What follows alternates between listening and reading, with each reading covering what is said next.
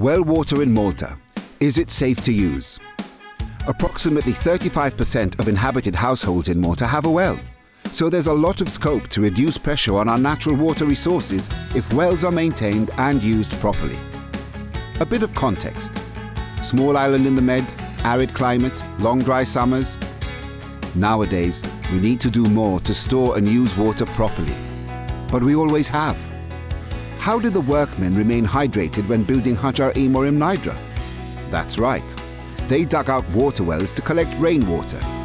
Some can still be found close by, at Tal Mis'a, which actually means watering place. Several large underground bell-shaped reservoirs supposedly dug by Neolithic man between 3600 BC and 1500 BC. So, water conservation is nothing new at all. Okay, enough history. If you have a water well at home, here's what you need to do. First off, well water shouldn't be used for consumption or showering. It could contain pollutants which it picked up before ending up in your well. Boiling it doesn't work either. It doesn't always eliminate all contaminants which could be present in this water and hence doesn't make it fit to drink. But well water can still be used for watering plants, washing floors and windows, washing clothes, washing cars, toilet flush water, and ponds and fish tanks. That could add up to half your home water use, reducing your mains water consumption by half and resulting in a big reduction on your water bill. A win for you, a win for water.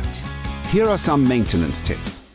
Roofs, pathways and garden floors should have enough slope to direct any water towards your well. Avoid painting roofs and inside gutters. If you have to, use non-toxic paint. Clean your roof, pathways, gutters and pipes before the rainy season. Wells should be covered. Inflow and outflow pipes should be screened with netting to prevent insects, birds or small animals getting in. Any outflow pipes should be placed above the bottom level to avoid any settled particles leaving the well. Every few years, check your well for leaks and have it cleaned.